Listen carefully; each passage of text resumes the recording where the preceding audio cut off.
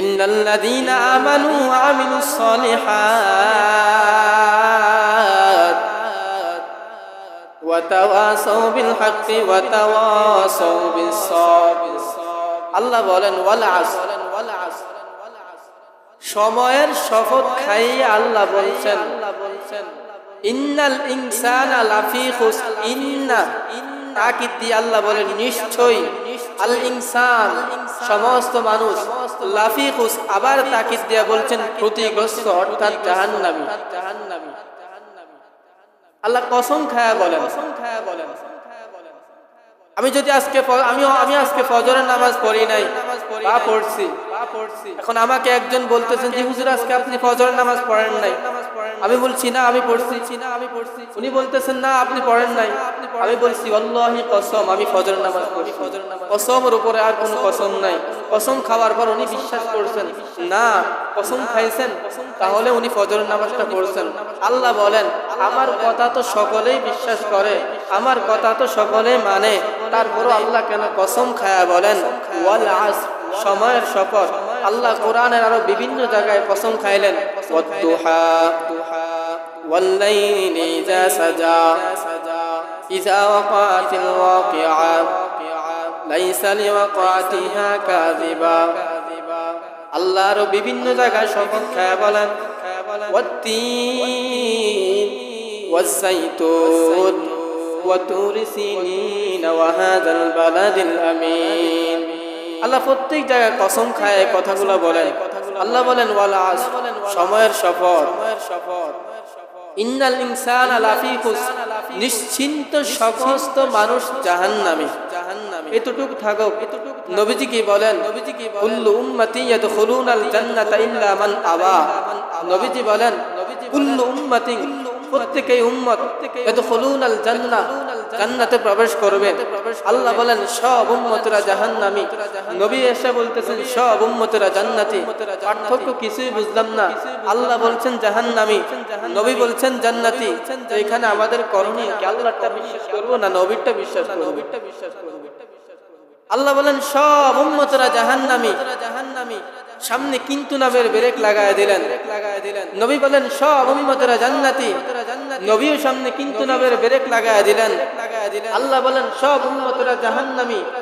যাদের ভিতরে কিন্তু নামের ব্রেক লাগায় দিয়ে বললেন যাদের ভিতরে 4টা গুণ থাকবে তারা ব্যতীত। নবীজি বলেন সব উম্মতরা জান্নাতি, কিন্তু নামের ব্রেক লাগায় দিয়ে বলেন যারা আমাকে মানে না তারা ব্যতীত।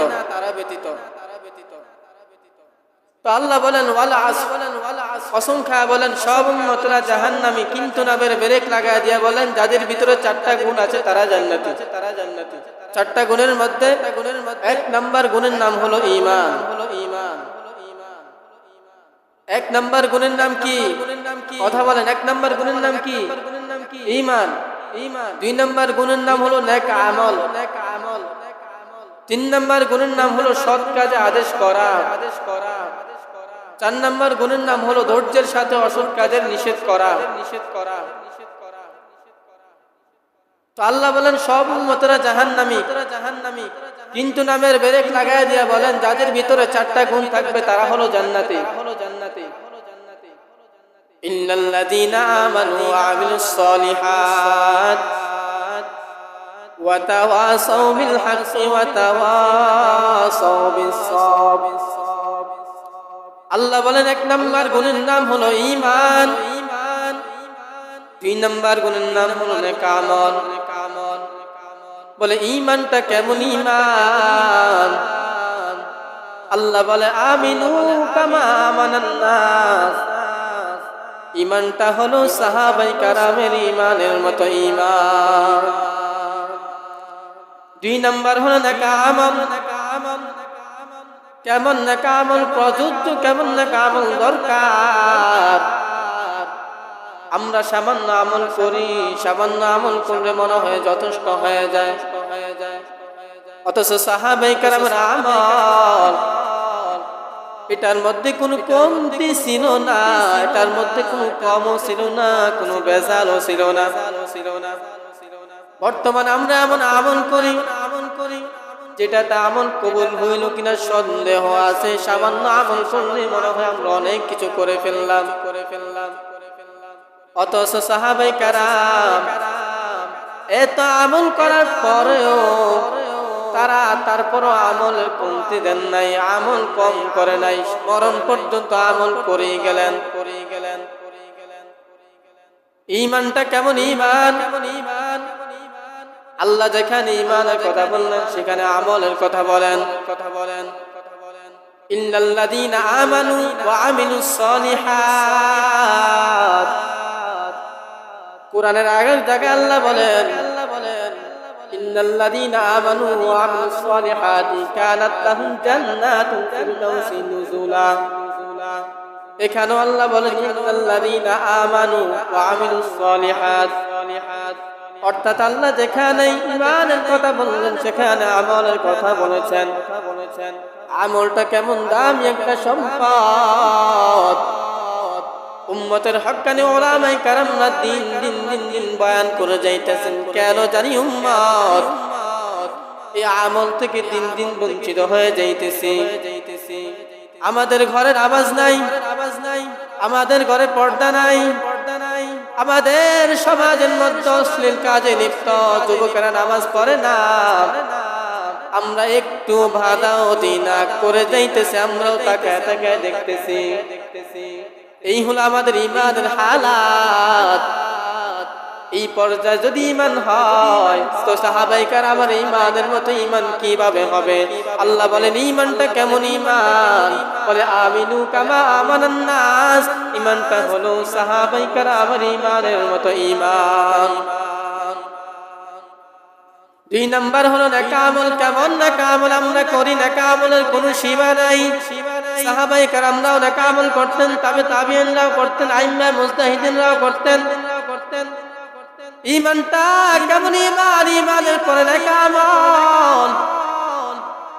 আমরা কতটুকু নেক আমল করি আমাদের খবর না। সাহাবায়ে কেরাম তো নেক আমল করতেন।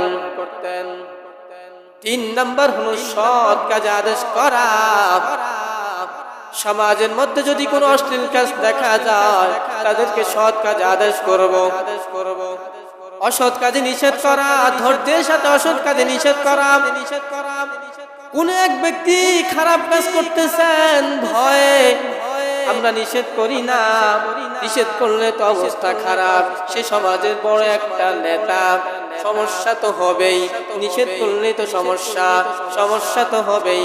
নিষেধ করতে গেলে তো আমাদের ভয়। এইভাবে আল্লাহ বলেন ওই জায়গায় ভয় না দেখাইয়ে নিষেধ করা, কারণ এটা আমার আদেশ অনুযায়ী কাজ করা। সূরাতুল আসরটা কেমন গুরুত্বপূর্ণ একটা সূরা, কেমন দামি একটা সূরা। 4 ইমামের এক ইমাম শাফিঈ রাহমাতুল্লাহি আলাইহি তিনি বলেন যদি পুরো কোরআন শরীফের মধ্যে যদি কোনো সূরায় নাজিল না হতো আর যদি শুধু সূরাতুল আসরটা নাজিল হতো, উম্মত যদি শুধু সূরাতুল আসর অনুযায়ী আমল করত, বিনা হিসাবে জান্নাত পেয়ে যাইতো। এটা কেমন দামি একটা সূরা! আজ আমাদের গুরুত্ব নাই, আমলের প্রতি আমাদের গুরুত্ব নাই, নামাজের প্রতি আমাদের গুরুত্ব নাই। মন গড়া জিন্দেগি চলতেছি, মন গড়া ভাবে চলতেছি।